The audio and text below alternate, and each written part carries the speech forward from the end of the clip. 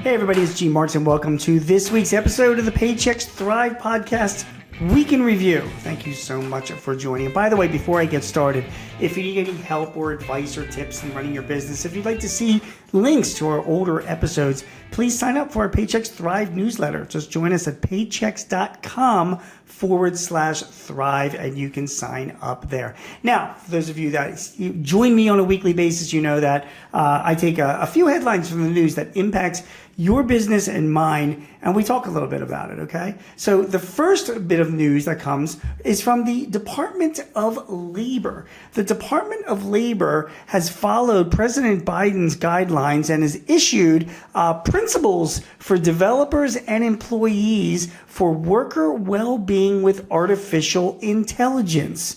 What does this mean for you and your business? Well, let me read you from the Department of Labor. As part of the president's commitment, the AI executive order directed the Department of Labor to create principles for developers and employers when using AI in the workplace.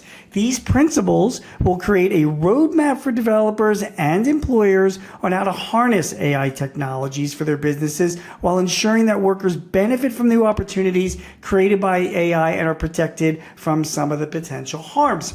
The principles are intended to be not intended to be an exhaustive list of things that we should be doing, but a guiding framework for businesses.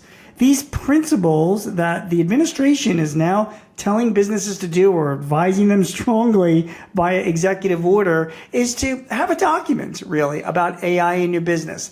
How are you addressing worker empowerment? How are you ethically developing AI? How are you using AI to enable workers? How are you ensuring transparency in AI use? And there's many others.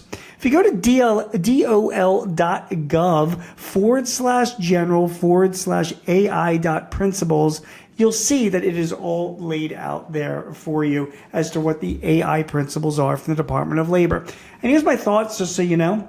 Every company that I talk to, big and small, are either doing or they're considering doing their own AI, sort of rules for their companies, having your own AI ethics, as it is, because AI can really be used in a lot of different ways and sometimes not so great.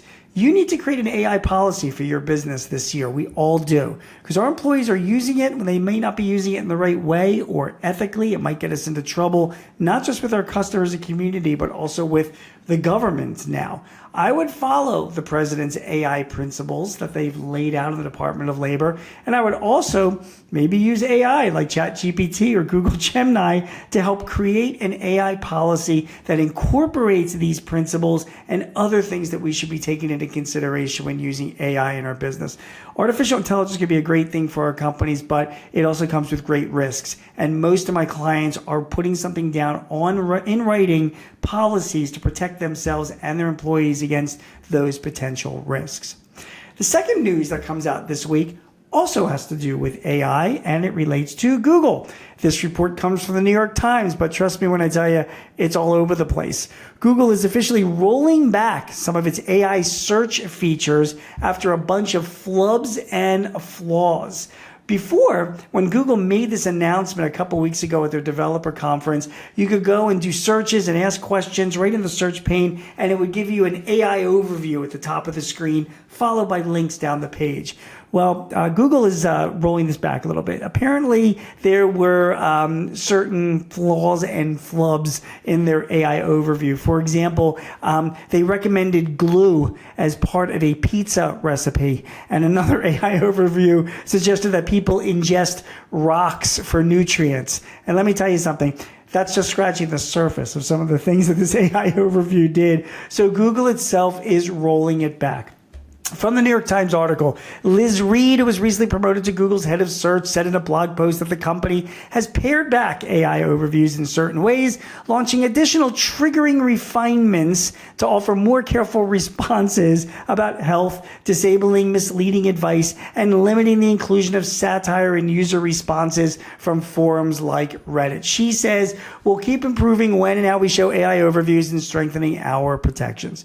So guys, let me just tell you, first of all, I don't think there's a single client of mine or anybody running a business that takes the results of an AI search, whether it's on Google or ChatGPT or Microsoft Bing, at its face value. I mean, come on, we weren't born yesterday. We know that this stuff is new technology. It's just getting started. So when we search and we ask questions of an AI assistant like Google Gemini or like ChatGPT, we take the response that it gives us back. Sometimes it's helpful, sometimes it's not, but we trust, but we verify. That's what AI is all about. It's no better than any other assistant that's giving us feedback or information. You wouldn't trust any of that 100%. You're not going to trust what you get back from Google either. So I know the media has been having a ball. Social media has been having a blast, just roasting Google over some of its weird responses that it's making to queries. We all know that it's going to get better and better and better as this technology trains more on the data that it's using. And we know that it's going to be sooner rather than later that the information coming out of AI is actually going to be very accurate and very reliable information. But at the same time, we also know it's still early days. So again, yes, Google is pulling it back. They have some refinements they have to make. I don't think anybody was too surprised. I don't think that's a big impact on your business anyway, because you're not relying 100% on this information. Are you? Hopefully not. The third item in the news also has to do with AI. Do you see the trend that we're getting at right now?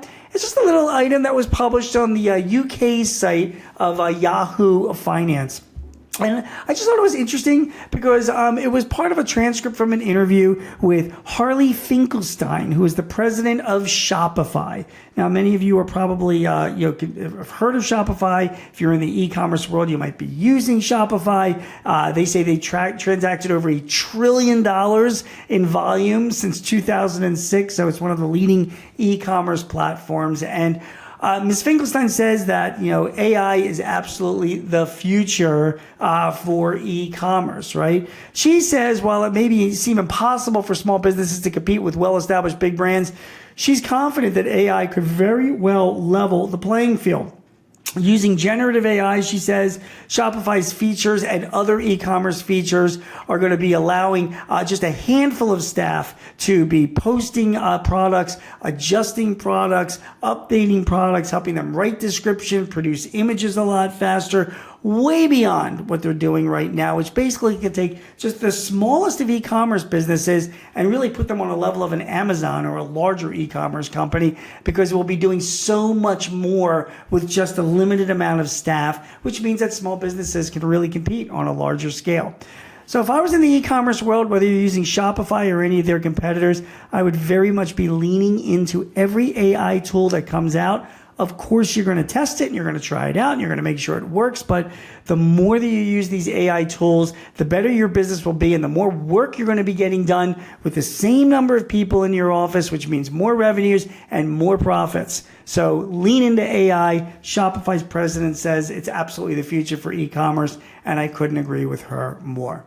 Well, that's the Week in Review. It's been an AI Week in Review. You have been listening to and watching Gene Marks, and you have also been listening to and watching me talk on the Paychex Thrive Week in Review podcast. This is where we take a few items in the news and go over them with you, and we do this every week that impacts your small business. Also, if you are looking for advice and help, would like to see previous episodes, sign up for our Paychex Thrive newsletter at paychex.com/thrive. Hey, thanks so much for joining us. It was a pleasure. We will see you again next week with some more items in the news that impacts your company. Take care and see you then.